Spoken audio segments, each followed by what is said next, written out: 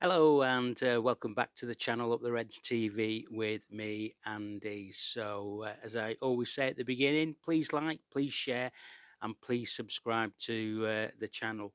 So, this one is going to be a busy one. This one is the Bournemouth Liverpool pre match warm up and also other news as well. And that concerns Andrew Robertson for our greatest ever left back, and I kid you not when I say that.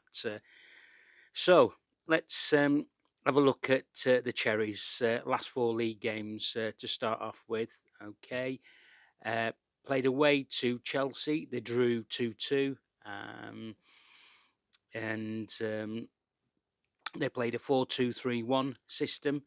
Uh, Then they were at home to Arsenal. They lost 3-2. Again, 4-2-3-1 system. Then they were at home to Spurs and they won that one 3-2. And again, 4-2-3-1. And then their last league game was away to Brighton in the one, and that ended up 1-1. And again, it was 4-2-3-1. Uh, Played 4, won 1, drawn 2, lost 1. Let's have a look at their league position, shall we? They've played 22, won 6, drawn 9, lost 7. They've scored 35 goals, but they've shipped in 41, so they sit on -6. And they're probably where they should be, if I'm honest with you, in the league with all the transfer business that went on at that club during the summer. They and in this window they've sold Semenyo to Sete, and they brought in a Hungarian youngster called Alex Toth. He's 20 years old and he's penned a 5.5 year deal with them, so he'll be gone within a couple of years, knowing the way that how Bournemouth work, and so he's one for the future. So yeah, he's a midfielder. Uh, as I said, they're probably punching below the belt this season, and that's because of the talent that they've sold. And obviously, we were linked with three players at one point: Huysen, who's now at Real Madrid, Semenyo, and Kirkes, and we got Kirkes in.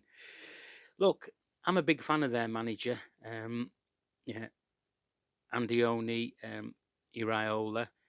He's he's a modern day manager who likes to play aggressive, high intensity style of football. His side will press high, and it will be chaotic at sometimes. With speed, unpredictability. He's focused on creating his team, creating numerous dangerous chances, and we found that when we played them first game of the season. Look, Bournemouth will have like a 3-2 shape with inverted fullbacks to progress the ball and create overloads. That is what I call risk and reward football, and you see that when you watch them play.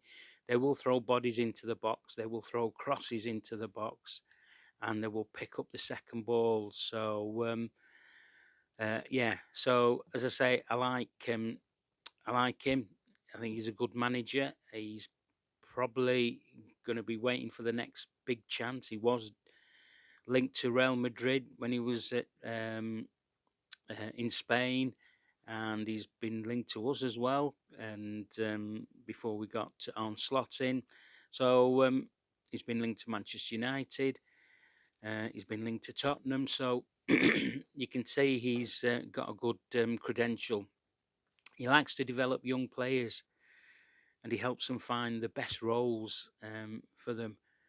Um, this sounds like I'm giving him a good CV here, aren't I? But I'm just giving you my honest opinion.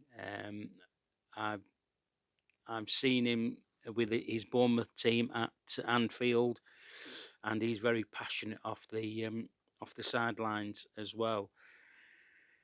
Having said all that, this is going to be an open game for us, which could see plenty of goals. I know we've tightened up at the back, but we still allow teams to create chances because the eye doesn't lie. Forget about your XGs and all that crap that somebody sits down and watches the game and puts out. It's what you see with the eye is your true true form. So yeah, we beat them at our place first game of the season, and we had, was it 3 or 4 new starters in that game as well. So this has to be a must-win game for us, and I'll explain why. We've drawn our last 4 games, haven't we? This is a chance to take 3 points because of the way that Bournemouth will be set up. No way will they go mid block or low block. They have quick players, although they've got a lot of injuries, and they've got what's he called, Emma Nielsen up top, and they've got another young lad who's gets their goals for them. But yeah, we've got to win this game. We really have. We normally do well down there, and on the back of a really good result and a good team performance on Wednesday, we have to go there with confidence. Look, we're on 36 points. We're in 4th position.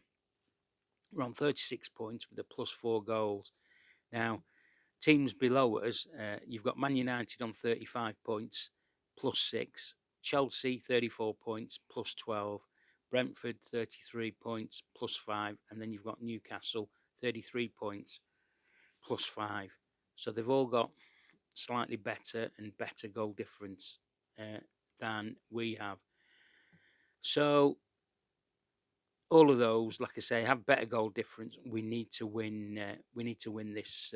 We need to win this game. So Arnie Slot's press conference, lots was said in this press conference. Asked about Dom Slobbersley. It's nice to hear other YouTubers now mentioning that Dom Slobbersley is a likely future captain of Liverpool. I said that months ago. If you watch back on one of my videos when I was lauding him, I said that he is the future captain of Liverpool because of the way he plays the game and understands the game. So Slot praised him. He said he's having a better season than last season.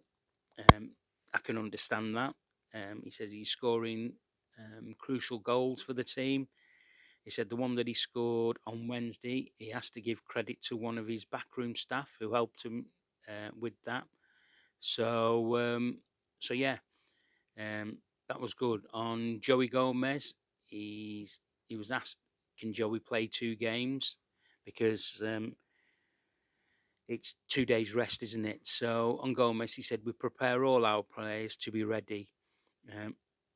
As all players, we will see how Joey is today in training. It was a recovery day yesterday. And and he did also mention we're the only team that had a 2-day break before we go into a game. This is pure TV rights, for the not in this country but abroad, and that's why we've got a 5:30 kickoff at Bournemouth on a Saturday night. And again, we'll take great support down there. It won't be as big, but it'll be very vocal because it's a small, tight stadium, and you can hear the red supporters. But yeah, shafted again by the TV companies for that fixture, and also because it's we've only had 2 days in between. When I say 2-day rest, they had a recovery yesterday. They flew back on Thursday because they stayed over. Had a recovery day yesterday, and today they would have had a training session. He was asked about Kirkes, and he said, which was quite interesting, and this will allude to my Andy Robertson comments. He said Kirkus has got better this season and he has improved so much that he can play now 2 games a week. So that tells you who the number one left back position is solidified by, and it's Milos Kirkus as far as slots concerned. He was asked about Frimpong. He's played the last 4 consecutive games. He said, look, he's made a big impact in the games and to the whole team. We need somebody like him with these 1v1s, and we have to look after him. So that was a surprising thing to say. So I'm hoping that he doesn't put him on the bench for tomorrow's game.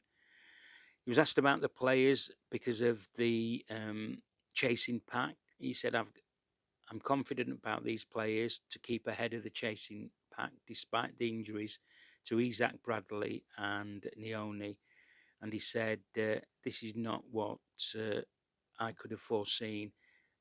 It's clear for everyone we have improved defensively, and with me and with the help of Alisson, one of the best keepers in the world, he has made some really important saves, like the one on Wednesday night. I would imagine he made 2 or 3, didn't he? But Greenwood one and the uh, Aubameyang one on 91 minutes. So yeah, and next thing he said, we've had many. He likes to double up on words.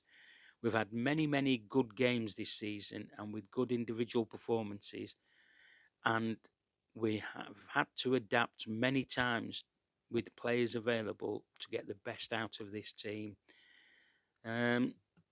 Yes, it's true, but he's had to use the resources what he's got, and it was a bit of a bold statement by him there. He's asked about transfers. He said there'll be no activity in this window, only if an opportunity arises.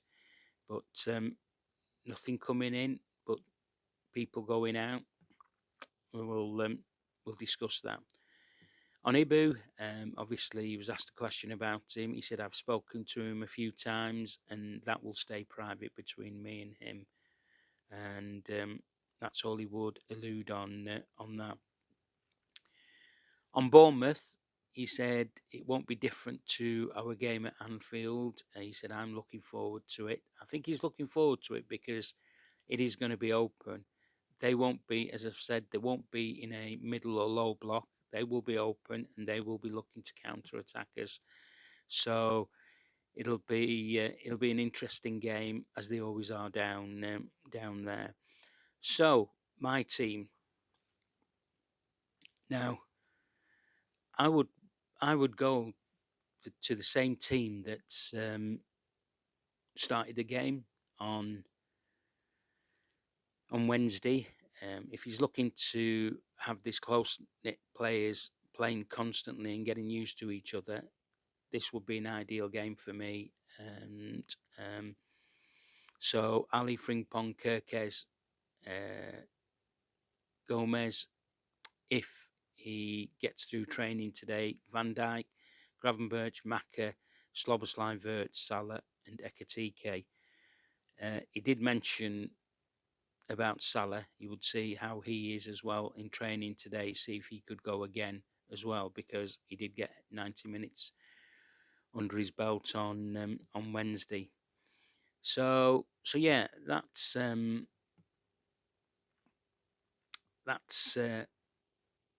my team, and let's see what happens. And hopefully we can get the 3 points, because we do need to start going. I said in my past pre-matches, we need to start going on a winning run, because it's getting very tight now where we are in that with that group of teams I alluded to earlier. So let's talk about other news. Came out today, reports, and I've no doubt that they are true, that Spurs are looking to get Robbo in this window because of the injuries that they've had at left back. And is it Ben Davis? He's now been ruled out with a long-term injury. They have used Spence over there, but they're looking for a natural left-sided player. I said to you when Robbo was mentioning about his contract expiring, I did say to you that Liverpool wouldn't offer him another contract to what terms he wanted, and that Robbo would be looking to go away, and he would have many suitors. I've been proven right on all fronts there, because at the beginning of the season, if you remember, um, Athletic Madrid, Simeone wanted him, and he nearly went there. I think Robbo decided to stick it out and fight for his place. So, look, I told Robbo is a legend. He's the best left back that I have seen, and I have been supporting the Reds for 55 years, man and boy. And I have seen some great left backs play for Liverpool, but I have to say, Robbo is on the top of that tree for what he's won, what he's done to the club, and basically how his football journey started. Here's a boy that at Celtic was released. He had to then go to Queen of the South, do it part time, worked in was it One Stop or something, or um, Tesco's, filling shelves. He had a car that he was sharing with his brother. And they were putting £5 worth of petrol in. He used it for work. His brother used it for going out, and they would try and make that fiver last all week. And then he got his chance at Hull, and then Liverpool paid pittance for him, and he came in as I would say, not as a first choice, but as a number two, and he soon got into the team. And once he got into the team, Jurgen Klopp couldn't drop him. I think he came of age when we won the championship with Jurgen Klopp, and if you remember the chasing that he did from back to front, and if he ever wanted to adopt a Scouser, he would be it. I mean, he's an adopted Scouser to me anyway. But of what Liverpool want to see from players, give it their all, and he's give it their all. I mean, that game where we beat City, I remember that cross going in for Salah to head in, and that was a moment thinking, yeah, we're going to win the league this season. This City team's not going to stop us, and that's what happened. He's won everything at the club, absolutely everything.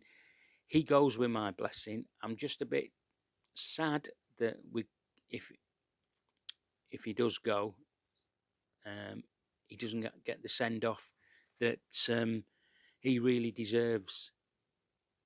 We play Spurs in March. If he's playing for him, he's injury free. He comes back to Anfield. The Kop will give him a rapturous, welcome, because he will sing his song, and yeah, it's just a shame that we can't see him till the end of the season. But look, there's been talks behind the scenes. about game time. I understand he wants game time, but if you look at Milos Kerkez in the last month, he's solid now, absolutely solid. And the only way you would get into that team is if the young lad picked up an injury. Touch wood, he doesn't, and he would get game time. We're out the Carabao Cup. He might get an odd game in the league. He might have got a game on Wednesday night against Karabag, but but yeah, we'll never know. I think he's had the conversation with Arne Slot, and that's why Arne Slot mentioned Kerkez today in his press conference. So he obviously knew that this was happening, and it could happen today. We'll see if Robbo's on the bench tomorrow against Bournemouth. If he's not, we know that he's agreed to go to Tottenham. And you've also got to take into account that he's the captain of Scotland, and they are playing in the World Cup this summer. And you can't have a Scottish captain going to the World Cup in cold form. By that I mean he's not had a run of games. Muscle memory is really important for footballers, and yeah, he wants to play, and he's going to take the opportunity early. Depends how Liverpool deal with that. Will they ask Tottenham for a fee, or will they let him just leave? I hope we get a fee for him. And was it 10 million we paid for him? If we can get 10, 12 million pounds, we've got our money back, and the legend leaves us with our full blessing. So the downside to this is we are very light at the back, very light. Tsimikas has had less than 400 minutes of games for Roma. We could ask him to come back. His contract has got 18 months to go, so he could come back and be a backup as until now and the end of the season. He's familiar with the club, and that's what we should possibly look at short term. I don't, you know me, I don't do short termism, and neither does Hughes or Edwards, but we might not have a choice in this unless behind the scenes there is a left back coming in. I can't see any left back in the academy doing anything, and I think it would be stupid of the club and naive to not get somebody in, because we're short at the right back, we're short, possibly short now in the left back, we're short in the centre backs. So we're treading on thin ice, if you ask me. And as it gets warmer, the ice gets thinner, and we do not want to find ourselves drowning, because it will just wreck our season completely. It's been bad enough at the beginning with the tragedy. We started the season well, then we had a massive blip, and then we've had injuries, and I'm not blaming the injuries on anything. It happens to every football club. We've had to deal with that. We're now trying to come round the other side with 13 unbeaten. The games have not been good, apart from, some say that the Burnley game was okay because of the chances we created, and on another day we'd have scored 4 or 5. And yet football's a funny old game, isn't it? We go to Marseille and we produce a performance like that, and we've produced 3 away good performances in the Champions League, and got results. So yeah, yeah. So that's how it is. But um, Edwards and Hughes have to have a close look at themselves regarding this situation. The It just doesn't bode well, does it? If Robbo decides to go well and we've got nothing as backup. So yeah, there it is for me. Right, okay. Thanks for watching this. I will do a post match after the game tomorrow. Hopefully, we get the 3 points, the much needed 3 points, because the lads deserve to get a win under the belt and just give us some breathing daylight with the teams that are behind us. So enjoy your weekend. Okay, I'm off to get a Chinese because it is Friday and it's takeaway night. And I'll speak to you guys tomorrow. Up the Reds.